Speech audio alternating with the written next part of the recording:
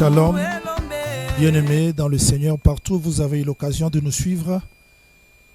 Nos excuses pour ce petit retard.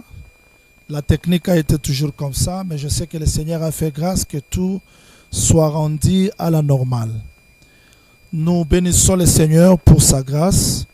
Nous le bénissons pour sa miséricorde. Nous le bénissons pour sa bonté. Nous croyons que nous approcher de lui, c'est pour notre bien, comme disait Asaph autrefois. Merci pour les bien-aimés qui nous suivent partout dans le monde, sur YouTube, Facebook et dans notre télévision, radio, télé, La Voix de l'époux. Je bénis l'équipe technique qui se démène pour que tout soit très bien et dans la perfection. Merci aussi pour votre patience.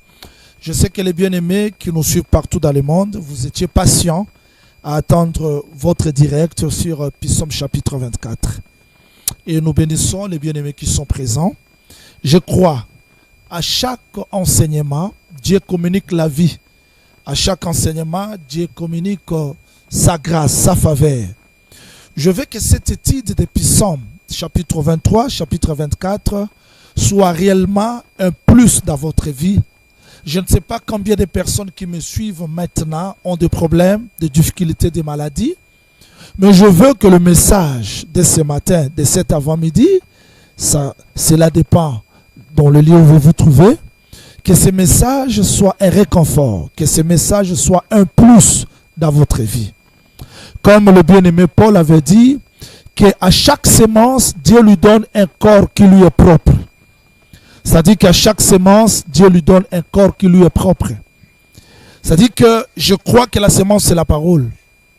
Et moi, je crois qu'à chaque parole que Dieu donne, parce que celui le semeur, celui le moissonneur, il est capable de nous donner, de nous communiquer la vie qui est contenue dans cette parole. Parce qu'il est écrit dans la parole du Seigneur qu'au commencement était la parole était avec Dieu. Psaume chapitre 23, celui qui s'est fait homme, sacrifice dans Psaume chapitre 22.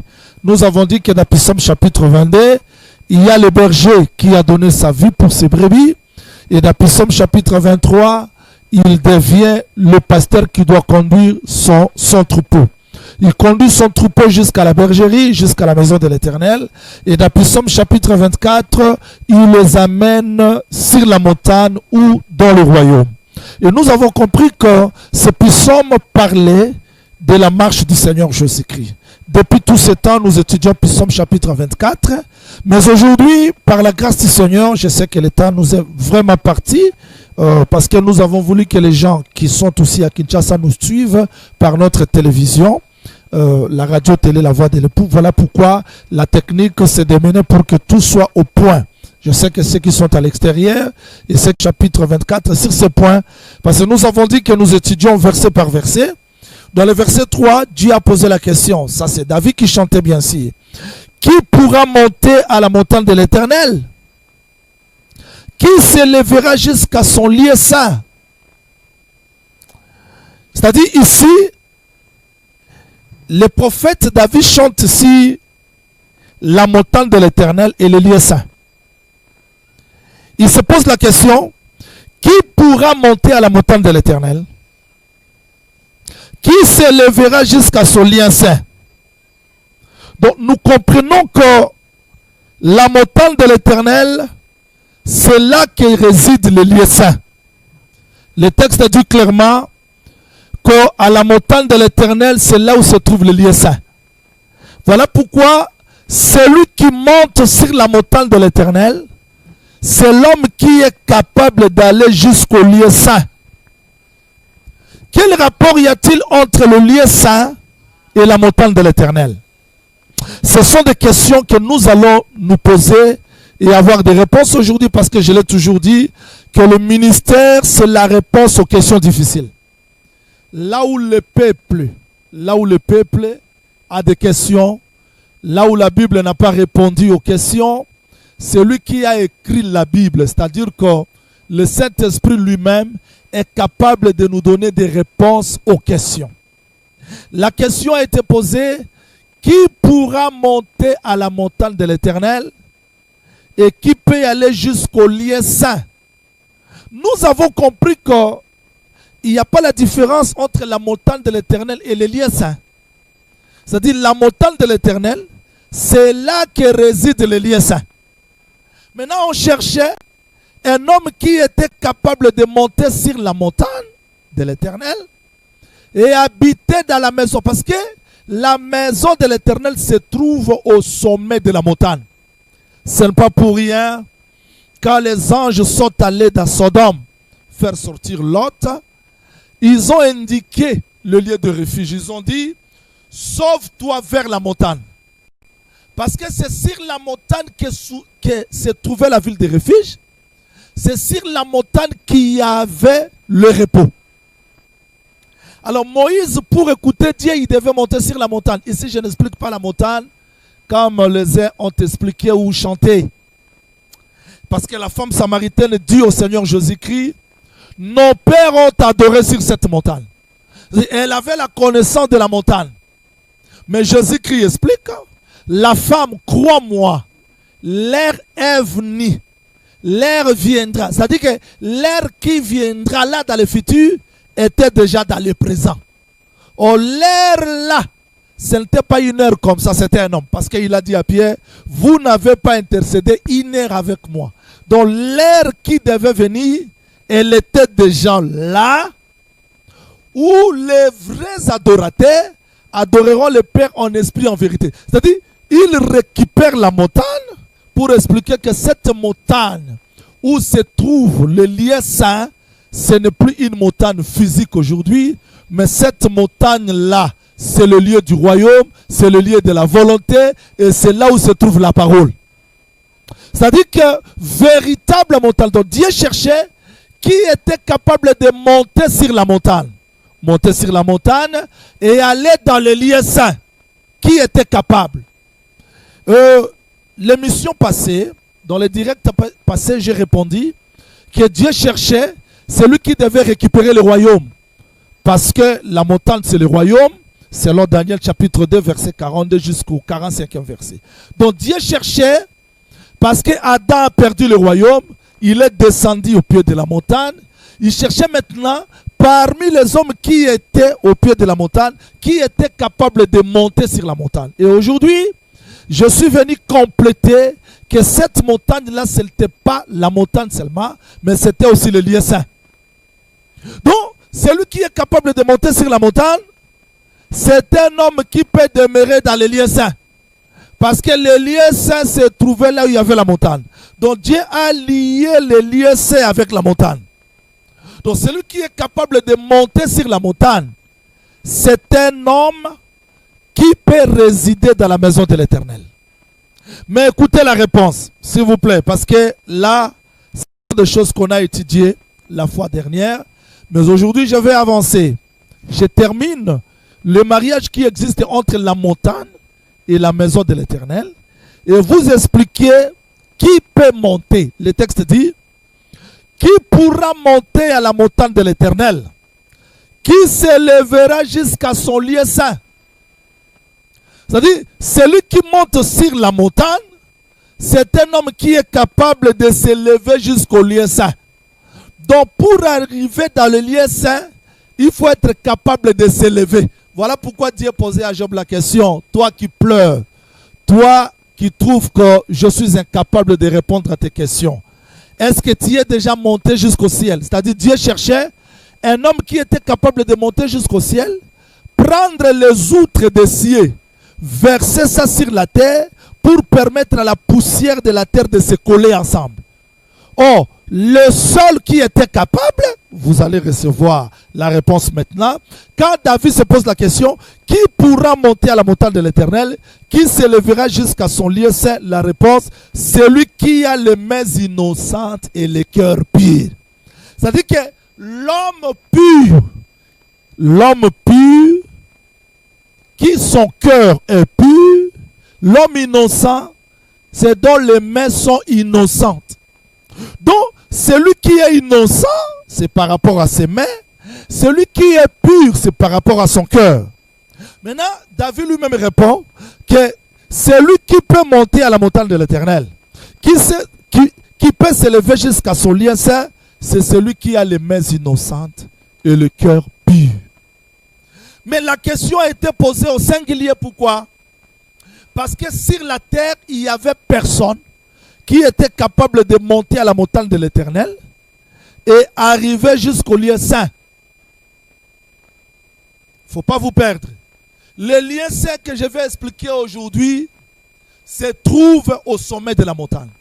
Donc pour accéder au lieu saint, il faut être capable de monter sur la montagne. Maintenant, la réponse, il n'y a que celui qui a les mains innocentes et le cœur pur. Je vais répondre, je vais continuer dans la deuxième partie de verset 4 après. Mais supportez que je réponde, que je vous enseigne seulement celui qui a les mains innocentes et le cœur pur. Parce que c'est cet homme-là qui peut monter à la montagne de l'Éternel et qui peut s'élever jusqu'à son lieu saint. Mais quand nous vérifions dans la Bible, vérifions s'il vous plaît, parce que je vous ai toujours dit, on ne raisonne pas sur les Écritures, vérifions. Comment Dieu peut poser cette question au singulier? Je prends Exode chapitre 3. Exode chapitre 3. Je peux commencer la lecture pour que vous me compreniez, pour ceux qui me suivent. Commencez par le verset 10 et descendez jusqu'au verset 15. Vous allez voir que Dieu dit à Moïse, Moïse, j'ai attendu, j'ai vu, je suis descendu. Mais le texte dit ceci, Dieu dit à Moïse d'ôter ses souliers parce que le lieu où il est le lieu saint. C'est-à-dire Moïse ne pouvait pas rester. Moïse ne pouvait pas être là sur la montagne, bien que c'était sur la terre comme ça, mais Dieu appelle ça le lieu saint. Donc Moïse était indigne de rester dans le lieu saint parce que ce n'était pas lui l'homme que Dieu cherchait. Voilà ce que le texte dit. L'Éternel vit qu'il détournait pour voir. Dieu l'appela du milieu du buisson et dit, Moïse, Moïse. Il lui répondit, me voici. Dieu dit, n'approche pas d'ici.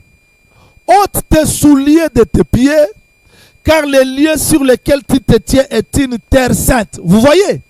C'est-à-dire Moïse était dans le lieu saint, mais ce n'est pas lui l'homme que Dieu cherchait parce qu'il était incapable. Pourquoi il devait ôter les souliers? Parce qu'il était un homme incapable de rester sur le lieu saint. Vérifions, parce que nous sommes toujours à la recherche de cet homme-là. On est allé vers Moïse. Moïse dit ce n'était pas lui. Ce n'était pas lui l'homme saint. Ce n'était pas lui l'homme pur. Ce n'était pas lui l'homme qui était capable de voir, ou bien l'homme qui était capable de s'approcher dans le lieu saint. Quand vous vérifiez encore dans le livre de Josué, chapitre 6, quand vous vérifiez dans le livre de Josué, chapitre 6, vous prenez, vous commencez la lecture pour la meilleure compréhension. Prenez même à partir du verset 21, vous allez descendre. Vous allez voir que les frères Josué aussi, s'il vous plaît, pour ceux qui lisent ensemble avec moi, vérifiez, s'il vous plaît, ce n'est pas Josué 6 plutôt, Josué 5, verset 15. Et le chef de l'Éternel dit à Josué, ôte tes souliers de tes pieds, car le lieu sur lequel tu te tiens est saint. On a compris que Moïse était capable de rester dans le lieu saint. Josué était capable de rester dans le lieu saint. Donc tous les prophètes étaient capables. On va me poser la question. Mais alors Moïse, comment il est monté sur la montagne? Comment Moïse est monté sur la montagne si tu dis que personne n'était digne de monter sur la montagne? Pourquoi tu dis cela? Moïse lui-même explique, il dit, dans le livre des Hébreux, on nous dit ceci, ce jour-là, quand Moïse s'approcha sur la montagne, il était tout tremblant. C'est-à-dire, en réalité, l'homme qui était capable de monter sur la montagne et demeurer dans le lieu saint, ce n'était pas Abraham, ni Moïse, ni Josué, ni aucun prophète. Mais pourquoi David dit que qui peut monter sur la montagne? Et qui peut rester dans les lieux saints? Parce que cela cachait un mystère, un secret que nous voulons étudier aujourd'hui pour comprendre la démarche de Dieu dans le Psaume chapitre 24. Remarquez, cette question que David se pose, c'était la question de toute sa vie. Parce que David voulait construire une maison à l'Éternel.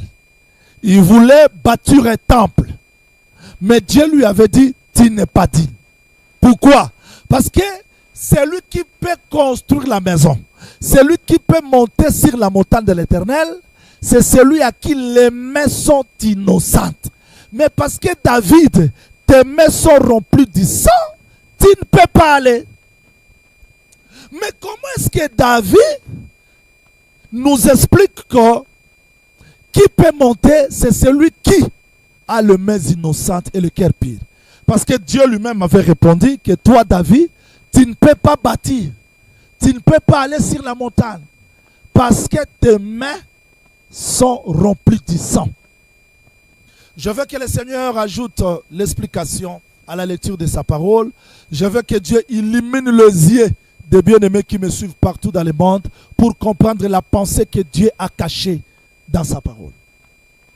Mais un jour, Dieu est venu frapper Israël. Il a frappé Israël, bien sûr, parce que David avait procédé au recensement sans l'écoute du Seigneur.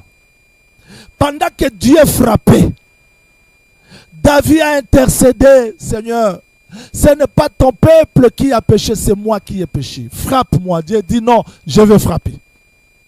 Mais David a intercédé. Suivez, parce que nous cherchons la démarche de celui qui peut monter sur la montagne et celui qui peut rester sur les lieux saints. Vous allez recevoir la réponse de la question que le prophète David se pose. Le texte dit ceci. Pendant que David s'est lamenté, il s'est posé des questions. Dieu lui a indiqué un lieu. Et David devait monter sur la montagne d'Arvana pour aller donner l'offrande. Remarquez, David arrive là, il trouve le propriétaire de ce lieu-là, où il y avait une montagne. Il sort et dit, David, je te donne tout. Je te donne ce lieu-là gratuitement. David dit, je ne peux pas prendre ça gratuitement. Il a payé le prix. Après avoir payé le prix, il dresse un autel, il donne l'offrande. Quand David offre, Dieu ordonne à l'ange de retirer l'épée, de mettre ça dans le fourreau. Et quand l'ange retira l'épée, la plaie s'arrêta. Donc Dieu ne pouvait plus continuer à frapper Israël parce qu'une offrande a été agréée sur la montagne. Et parce que l'offrande a été agréée sur la montagne, dans le lieu saint, Dieu a retiré l'épée. Quand David voit que Dieu ne frappe plus le peuple, il dit, c'est ici, c'est sur cette montagne. Voilà notre réponse. C'est sur cette montagne que sera la maison de l'Éternel. C'est-à-dire que la maison de l'Éternel, les lieux c'est sur la montagne, on ne peut pas monter comme ça sans les sacrifices, sans l'offrande. Et nous avons compris que pour monter sur la montagne, pour demeurer dans les lieux saints, Dieu cherchait un homme juste. Mais comment Adam peut être juste devant Dieu?